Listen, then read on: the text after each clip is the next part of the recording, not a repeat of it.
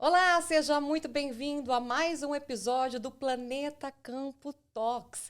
Hoje nós vamos falar sobre agropecuária e o que o setor tem feito para produzir com sustentabilidade. Para isso, quem está comigo hoje é o Maurício Palma Nogueira, ele que é engenheiro agrônomo e diretor da Atenagro Consultoria. Maurício, seja muito bem-vindo, muito obrigada por aceitar o convite e estar aqui conosco hoje. Eu que agradeço o convite, Maruza, é um prazer estar aqui com vocês para bater esse papo. O prazer é nosso, sempre bom tê-lo aqui, né, em nossos estúdios. Você que sempre está aqui no Canal Rural com a gente. A gente queria te conhecer melhor, né, Maurício? A gente sempre fala de coisas muito técnicas. Hoje a gente quer saber da sua história profissional.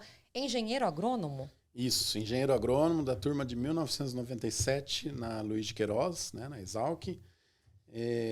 Me formei e logo já saí, já fui para uma empresa de consultoria que a gente trabalhava com informações de mercado, boletins para produtores, né?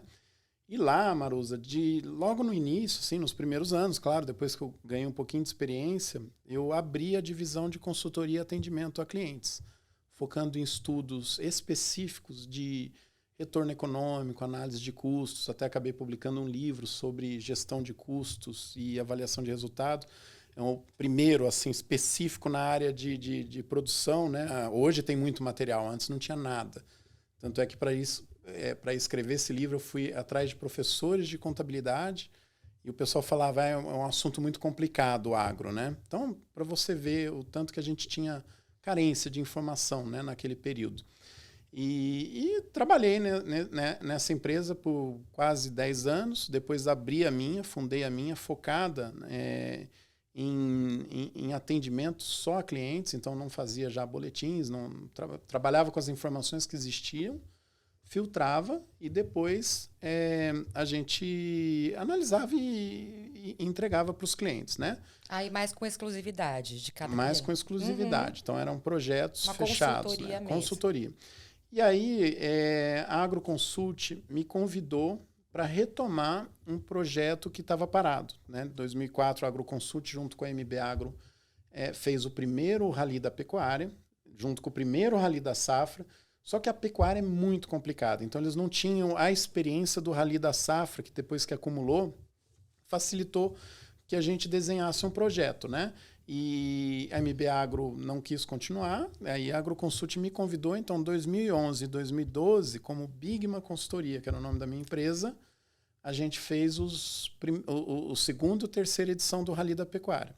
Depois eu fui para a AgroConsult, compusemos uma sociedade, e foi fundada a AgroConsult Pecuária em 2013, que é a Atenagro, né? A Atenagro é um nome novo da AgroConsult Pecuária. Mudamos o nome em 2017. Então, de lá para cá, Maruza... E seguiram com o Rally da Pecuária até hoje? Seguimos com o Rally, né? Agora a gente está fazendo as edições a cada 2 anos. Nós chegamos a fazer anual. A última edição, inclusive, ficou 24 meses no ar.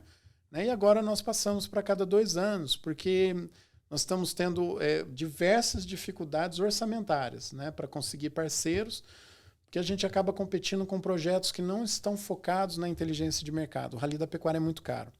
Né? Por que é caro? Porque eu tenho que conversar com públicos pequenos para conseguir extrair questionário desse público. E você tem que ir até o local, né? Tem que ir. Você já tem deslocamento, tem alimentação... Equipe grande, equipe né? grande. A gente tem que organizar os eventos, são os mais caros, né? Porque a gente tem que organizar jantares, tem que organizar toda essa aproximação com o produtor. E como a gente trabalha com públicos menores, Maruza, às vezes a gente não é muito atrativo para os departamentos de marketing. O pessoal quer eventos grandes. Né? E o interessante é que os eventos menores, com 50, 80 produtores dentro de uma sala, eles dão muito mais resultados que os eventos grandes. Isso aí a gente já conseguiu medir. Né? Mas vai tentar convencer, né? Então a gente acaba fazendo a cada 2 anos agora, muito mais por uma questão orçamentária. Por quais estados brasileiros vocês passaram? Você estava me contando que vocês fazem esse percurso, né, em 96% das áreas? 96, os estados que o Rally vai, né, ele representa 96% da produção de carne bovina. Então, a gente pega lá do Rio Grande do Sul ao Acre, né, passa por todos os grandes estados. Os únicos que estão ficando de fora, assim, por uma dificuldade de chegar, né, aí de novo orçamento, são no Nordeste. Então, Bahia e Maranhão, por exemplo, a gente tinha que incluir e não conseguimos até hoje, né? Mas os outros todos de relevância grande na pecuária, por tamanho de rebanho, a gente vai. E isso é definido justamente a partir daí, né? Como é que a gente planeja o rally. O próximo, Maruza, nós estamos tentando, como as informações se repetem, e a gente precisa de uma estatística interessante, o próximo nós estamos planejando de acordo com biomas. Então, nós vamos uma maior proporção no Cerrado, na Amazônia, Mata Atlântica e, claro, vamos visitar os biomas naturais também, de Pampa, Pantanal, né? E só a Caatinga que nós não vamos conseguir ir. Se tiver orçamento, a gente vai. Se conseguir recurso, a gente vai até lá, né? Qual que é a época do ano que vocês costumam fazer essa expedição? Geralmente, a gente pega o final do ano, vai até o começo do próximo ano. Ou, dependendo do desafio do ano, né? Então, imagina que a gente está num ano que a gente tem muito mais, como é que fala? Dúvidas em relação ao confinamento. Aí a gente vai de março em diante, né? Hoje nós estamos muito mais preocupados em entender como é que estão o tratamento das fêmeas, né? A gente precisa entender como que as fêmeas estão sendo colocadas, o desempenho delas em fertilidade. Então, essa é a grande mudança da pecuária nos últimos 5 anos, né? Desde que a China começou a importar muita carne no Brasil, nós demos um salto muito grande em produtividade das matrizes. E aí a gente precisa acompanhar, né? Que o rally, Maruza, quando nós montamos, né, a gente pensava em diagnosticar, né, mas a gente não consegue falar com todo mundo. E aí percebemos que o rally estava nos dando indicadores de onde a pecuária está indo. Então é interessante isso aí, que a hora que a gente analisa o rally, a gente consegue projetar a pecuária de uma forma muito mais confiável, né? Onde que ela está indo no ponto de vista tecnológico, onde que ela está produzindo mais, o que está acontecendo com o comportamento do produtor. E aí, evidente, a hora que você tem um censo, como foi em 2017, a nossa capacidade analítica é extremamente grande, né? E justamente por a gente ter esses pontos que a gente acaba conhecendo no rally. E o que vocês encontraram? Por exemplo, onde é que está a tecnificação? Em que regiões que são mais tecnificadas? A pecuária ela acontece igualmente em todas as regiões. A gente vai pegar um produtor de altíssima tecnologia e aquele de baixa. Ela acontece em todas as regiões. Em né? toda a região tem os dois tipos de pecuarista. Inclusive, Maruso, o perfil de degradação de pastagem, quando a gente vai fazer esse projeto, né, ele é diferente do que a gente vê nos projetos de mapeamento. Né? Porque o mapeamento ele acaba considerando, por satélite, ele acaba considerando muitas vezes pastos de baixa produtividade como pastos degradados. E não é assim que é a realidade. Né? Às vezes eu tenho um pasto de baixíssima produtividade, mas ele não está degradado, ele não está nem em degradação. Né? Quando a gente pergunta para o pecuarista, a gente percebe que a degradação ela tem muito mais a ver com o comportamento do pecuarista, a forma com que ele trata o pasto. Isso acontece no Brasil inteiro. Uhum. Então, a gente tem algumas regiões, sim, que nós vamos destacar uma pecuária muito mais dinâmica. Por exemplo, a gente pode citar o Paraná, tem nível de produtividade alto. O Mato Grosso é um estado impressionante. Né? O Mato Grosso, as coisas são muito aceleradas, né? E outras regiões específicas. Né? Você estava perguntando uma coisa que chamou a atenção. Vale do Araguaia, por exemplo, chamou muita atenção da gente, que quando nós começamos lá em 2011, 2012, aquela região estava sendo impactada pelo avanço rápido da agricultura. E tinha até a crença que ia acabar a pecuária ali.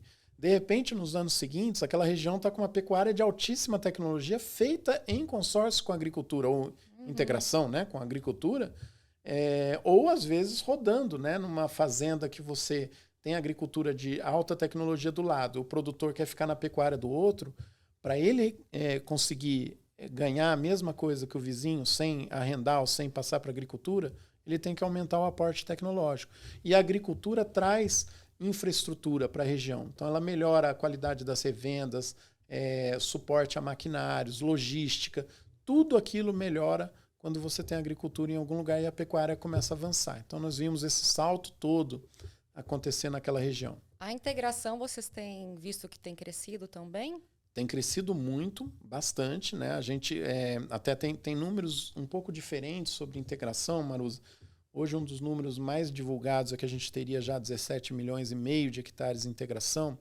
Nós, na Atenagro, trabalhamos com um número de 13 milhões e meio. A gente acredita que parte do que está sendo considerado integração é, na verdade, plantio de pasto com uso de agricultura. Então, tecnicamente, eu não vou chamar esse sistema de integração, né? Mas a integração está crescendo bastante. Então, no público do Rally já é incidente em mais ou menos 8% da área. E o interessante, no Rally a gente faz força para não ir em área de agricultura, né? Que essas áreas são muito fáceis da gente interpretar, onde você tem pecuária junto com a agricultura. A gente tenta ir nas áreas que a pecuária tá mais ainda solteira. Hoje está difícil achar, né? Então, tem regiões, uma outra que chama atenção, né? Nos primeiros ralis, a gente avisou para a equipe do Rally da Safra, da Agroconsult, né? Olha, um dia vocês vão ter que vir para Rondônia, que começou a aparecer soja em Rondônia. E, de repente, está tomado, né? Então, a gente viu essas fronteiras tecnológicas. Temos que ter cuidado com a palavra fronteira, que parece que você está avançando sobre área de floresta. Nós estamos falando de fronteira da agricultura avançando sobre a área de pastagens, né? Vocês viram a expansão da agricultura, então acompanharam toda essa expansão ali para cima. Inclusive tem um registro fotográfico muito bacana. Nas primeiras edições, né, que a gente tirava foto de lavouras com curral no meio, né? Aí essa paisagem é uma coisa que vai mudar logo, né? Ou ele vai desistir de ter o curral logo ou vai voltar à pecuária. Então, era muito interessante a gente fazer essas análises no começo, naquela dúvida toda, o que vai acontecer, né? E hoje a gente viu, né, qual foi o passo todo que essa combinação entre agricultura e pecuária no Brasil deu, né? E aí uma outra coisa interessante, Maruza, que a gente precisa começar a considerar. A gente precisa pensar na integração de uma forma mais abrangente, não só como um sistema de produção. Se eu colocar a agricultura numa cidade, toda aquela pecuária que está em volta vai ser afetada pela agricultura que está ali, justamente pelo dinamismo da agricultura. Então, a integração da pecuária com a agricultura ela vai além do sistema de produção. E isso é uma questão, claro, né? Falar aqui, um monte de técnico vai ficar bravo com o que eu estou falando, porque é um conceito que não é discutido. Mas a gente precisa levar em conta. E outra coisa, hoje, principalmente com o excesso, né, o aumento das produções de etanol de milho, a quantidade de subproduto que vai para a pecuária também é uma forma de integrar a pecuária à atividade agrícola. E o Brasil tem um modelo fantástico. Um ajuda o outro, né? Exatamente. Importantíssimo. Tem um dado interessante também dessas andanças de vocês aí pelo Rally, que a Atenagro estima que 60 milhões de hectares de pastagens estão ociosos. Muitas pastagens em condições precárias?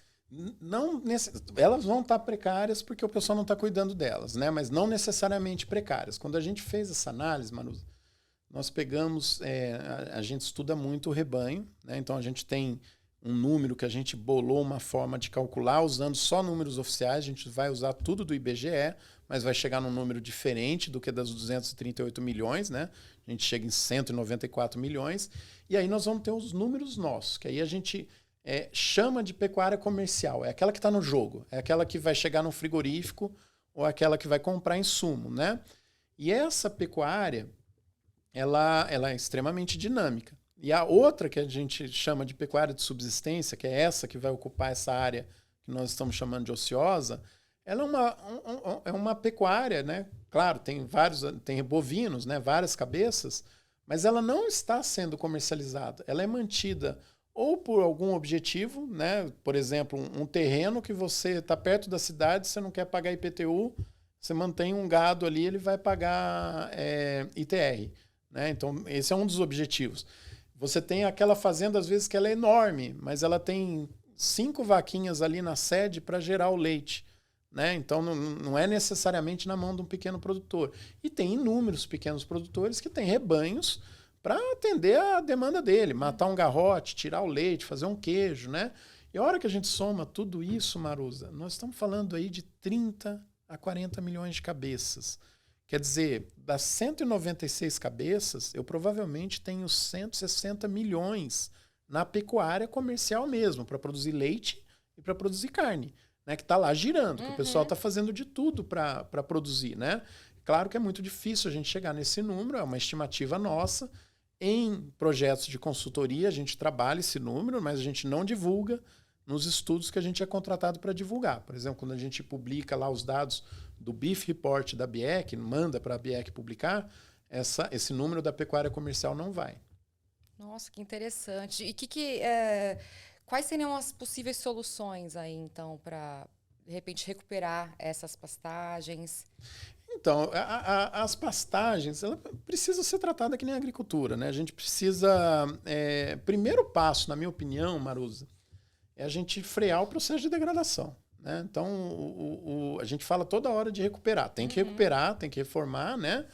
Mas não adianta nada eu colocar um recurso hoje numa área de pasto e amanhã o outro pasto vizinho está na condição que está hoje. Então, a gente precisa criar uma forma de sensibilizar o produtor a evitar o processo de degradação. E isso tem várias alternativas, né? Desde envolvendo só manejo, organização da colheita do pasto e ajuste do tanto de cabeça que tem pelo tanto que aquele pasto pode oferecer, até colocar insumos, né? Então nós temos muita forma de fazer isso aí. E claro, o pasto que está numa situação avançada de degradação, ele vai precisar de algum tratamento. Aí precisa de recurso, né? Aí nós vamos precisar colocar dinheiro. Parte tem que sair do orçamento do próprio produtor ali no dia a dia, né? E parte tem aí os programas, né? Nós temos até o programa de recuperação e conversão de pastagens aí, que é interministerial, está sendo discutido, e os recursos em breve vão estar disponíveis aos produtores, né? Aí vão ajudar bastante esses produtores, né, dessa recuperação e tudo mais.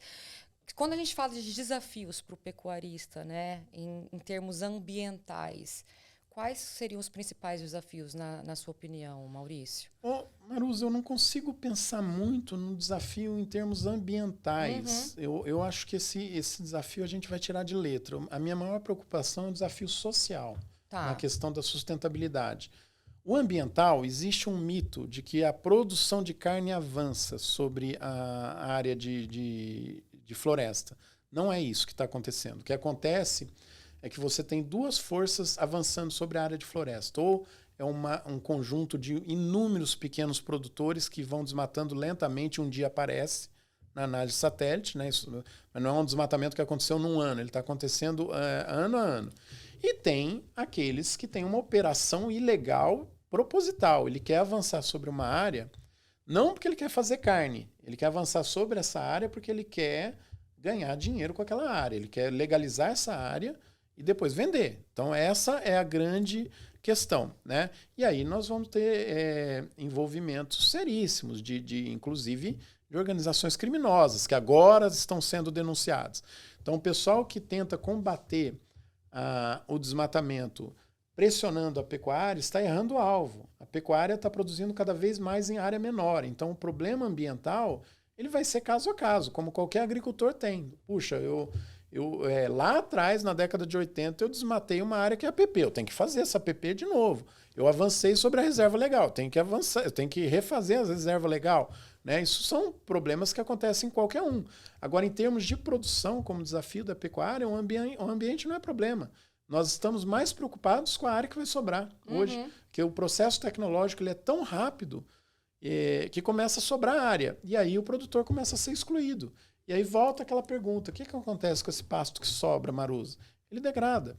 Porque ele está lá sem dinheiro, sem recurso, não tem capital para cuidar, ele vai espremer aquele pasto, vai apertar aquele pasto, e uma hora ele vai entrar em processo de degradação. E depois que acontece a degradação, a vegetação natural volta. Isso a gente já conseguiu até medir, né? Ela vai voltando devagar. Então a gente tem um desperdício de área com impacto muito grande com a pessoa que é dona, né?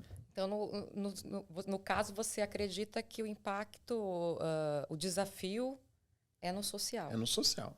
Na sustentabilidade, o desafio da pecuária é social.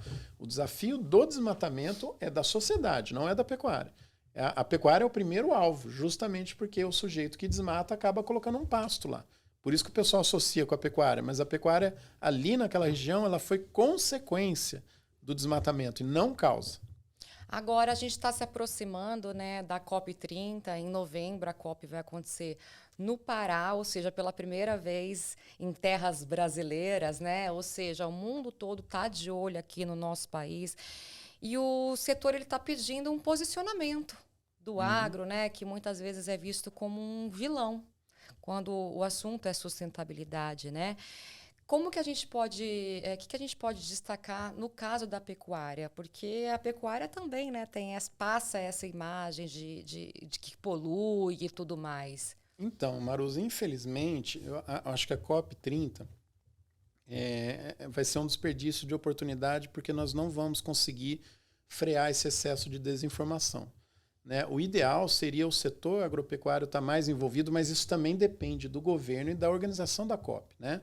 Envolver mais o setor de produção para desmistificar esses temas.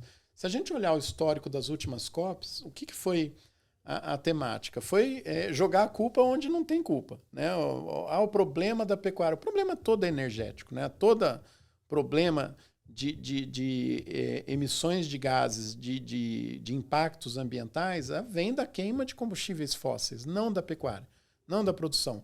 Tem um desmatamento? Tem um desmatamento, mas essa seria uma oportunidade grande da gente mostrar na COP que o combate ao desmatamento envolve o combate à corrupção, o combate ao crime, a regularização fundiária, que toda vez que a gente fala disso, os ambientalistas mais extremistas falam que isso é papo de ruralista, mas não, como é que você legaliza algo que não você controla ou coloca a responsabilidade em algo que não está nem legalizado ainda, né? Então nós temos muito o que fazer. Se a gente usasse a COP desse ano para mostrar o potencial da produção tropical, né? E não é fazer propaganda do Brasil. Quantos lugares tropicais nós temos que a gente poderia replicar o modelo de sucesso da agropecuária tropical brasileira? Como que a gente, que impacto mundial a gente causaria se a gente colocasse toda a África subsaariana para produzir igual o Brasil produz, né? Uhum. Então todos esses mitos, né, de acesso a alimento, de combate à fome, de melhoria de qualidade de vida, a solução está aqui no Brasil, nós já fizemos. Né? Só que o pessoal reluta em aceitar que o agronegócio brasileiro tem as soluções na mão e já está executando. Uhum. Isso que é impressionante, a gente já está executando. Falam muito hoje de agropecuária regenerativa, Maruza. Não tem como fazer uma agropecuária em ambiente tropical se ela não for regenerativa. Então, a pecuária e a agricultura brasileira, de alta tecnologia, ela já é regenerativa por natureza. A gente tem que construir fertilidade de solo. A gente tem que melhorar a qualidade do que está lá. Aí entra na discussão bioinsumos. Claro, é uma evolução. Né? Então, à medida que a gente vai evoluindo com a ciência, produzindo conhecimento, a gente vai tornando viável usar cada vez mais bioinsumos. Mas a agropecuária regenerativa já é feita no Brasil. A gente vê uma grande evolução, né? E como que você vê, Maurício, a evolução da genética aqui no Brasil? A genética, o produtor é um fã de genética, né? Então você vê as discussões que o pecuarista mais gosta é falar de raças, discutir sêmen. Então a genética brasileira, eu acho que ela está andando muito bem. Deu uma acelerada muito grande com os programas de inseminação artificial em tempo fixo. Então, junto com o ganho em fertilidade, com trabalhos maravilhosos que estão sendo feitos por equipes especializadas no campo, a gente acelerou muito, porque melhorou o acesso ao produtor a sêmen de qualidade e o mercado de touro também foi se adaptando. Então, todo mundo que produz touros, fêmeas melhores, matrizes melhores, também estão melhorando, né? Eu acho que a gente não vai ter muito ainda para colher nos próximos anos, mas a genética é um investimento mais lento, né? O resultado é um pouquinho mais lento e nós temos aí um rebanho preparado para produzir uma carne ótima. Inclusive, Maruza, eu sei que eu falo demais, né? Mas já existe gente da indústria que acredita que a hierarquia da carne, né? Aquele negócio de carne gourmet, carne culinária, carne industrial, carne ingrediente, que ela já esteja sendo quebrada com o rebanho que nós temos. Nós já estamos acessando mercados que compram carne gourmet, junto com a pecuária que a gente tem, quer dizer, cruzamento de europeu com Nelore, né, ou com Zebu, com a qualidade que nós já temos, nós já estamos acessando mercados que eram específicos para carne de raça pura europeia. Olha só que evolução, Maurício. Sim. Maurício, antes da gente encerrar a nossa conversa, vamos dar uma passada no cenário da produção de carne bovina pelo país, né? No ano passado foi um ano positivo, não, o produtor teve preços baixos, né? Na arroba, no final do ano subiu bastante, né? Mas o que a gente pode destacar de produção de carne? Nós batemos também recorde em exportação em 2024, né? Então, vamos falar um pouco desse cenário. Maruza, 2024 foi um ano muito interessante, né? Que é muito didático também. Então, a gente veio daquele boom, né? de aumento das exportações para a China, aumentamos a produção no Brasil, né? E isso mostra que a gente nunca pode interferir no mercado. Hoje está sendo discutido propostas absurdas, né? de evitar a exportação para controlar inflação no Brasil. Os argentinos fizeram isso, perderam 10 quilos, 20 quilos de consumo per capita, né? Enfim. Então, o que aconteceu em 2024? Nós batemos todos os recordes, né? Então, foi o recorde de produção, foi o recorde de exportação bem acima das expectativas, foi recorde de disponibilidade interna, quer dizer, a hora que eu pego a produção, tiro a exportação, quanto que fica de carne para o consumidor. E foi recorde de abate de matrizes de vacas, foi recorde de abate de novilhas também, aliás, esse é o maior avanço, né? E foi recorde também no abate de machos. Então, uma coisa que às vezes a gente não está interpretando direito em relação a 2024 é que o recorde da pecuária foi absoluto. Ele não foi só um recorde de descarte de matriz, foi um recorde total. Se a gente for considerar análise de ciclos anteriores, a gente entraria num problema sério agora para 2025, que seria uma retenção muito grande de fêmeas, e aí reduziria muito o abate, muito a produção de carne e jogaria o mercado lá para cima. Eu acredito que a gente vai continuar abatendo uma quantidade grande de fêmeas. Não porque vai continuar descartando matrizes, mas porque a gente tem condições de abater uma quantidade maior de fêmeas sem comprometer o rebanho. Então, tudo depende de qual vai ser o comportamento do produtor. Eu acredito muito mais. Claro, nós vamos ter um impacto aí na produção, ou ela se estabiliza ou cai. Eu até acredito que cai um pouquinho, mas precisamos ter mais números aí, né, para 2025. Mas mesmo assim, a resposta da pecuária ela é muito mais rápida que em anos anteriores. E isso torna o negócio mais previsível para o consumidor, para o produtor, para a indústria de insumos, para o frigorífico, para todo mundo, né? Tá, mas de maneira geral, então, deve ser, na sua opinião, um ano positivo. Um ano positivo. Mesmo com os preços no patamar que eles estão no começo do ano, se a gente projetar resultado, nós estamos falando aí de um ano muito bom para produzir bezerro, para comprar bezerro, para fazer o ciclo completo, para confinamento. É um ano muito bom de resultado. Isso mostra que o produtor vai estar estimulado a produzir, e produção é oferta. Obrigada por compartilhar o conhecimento com a gente, Maurício. As suas considerações finais, então. Eu que agradeço, Maruza. É sempre um prazer estar aqui com vocês. Um papo muito bom, que a gente pode falar bastante, né? Eu acho que o que a gente tem que pensar, tanto em termos de sustentabilidade, ou como dica aí para os produtores, né?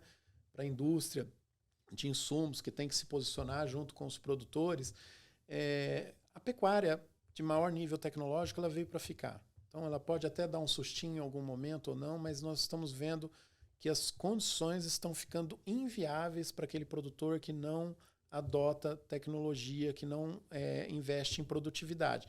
Isso independe do tamanho. Pode ser grande, pode ser pequeno, né? Então, eu acho que o grande esforço que nós temos que fazer é de levar o máximo possível de produtores para dentro desse barco de sucesso aí, que é o nível de produtividade. Em termos de sustentabilidade, é melhorar o debate, né? Eu acho que tem muita gente aí bem intencionada, ainda sentado em preconceitos contra a pecuária. Procura entender melhor. Vai ver o que o pessoal está fazendo no campo, que você vai ver que a pecuária não é a causa de problema ambiental. A pecuária é solução para isso. Às vezes é o julgamento sem conhecer, né? Sem a experiência. Ou conhecendo coisas de 40, 50 anos atrás, né? As coisas evoluíram, né? Outro dia eu estava numa discussão com o pessoal que dá aula. Tem palmatória ainda na escola? Por que você fala que a produção rural é feita como no século XIX, né? A produção evoluiu, assim como a escola evoluiu também. Eu conversei então hoje com o Maurício Palma Nogueira, diretor da Atenagro Consultoria. O nosso Planeta Campo Talks de hoje vai ficando por aqui. A gente volta na semana que vem com um novo episódio para você. Então, até a próxima. Tchau!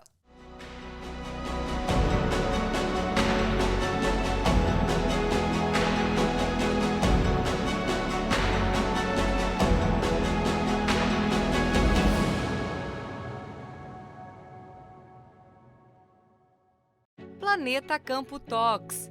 Patrocínio JBS, alimentando o que alimenta o mundo. UPL, reimaginando a sustentabilidade. Apoio Campo Forte. Nosso forte é fazer você produzir mais.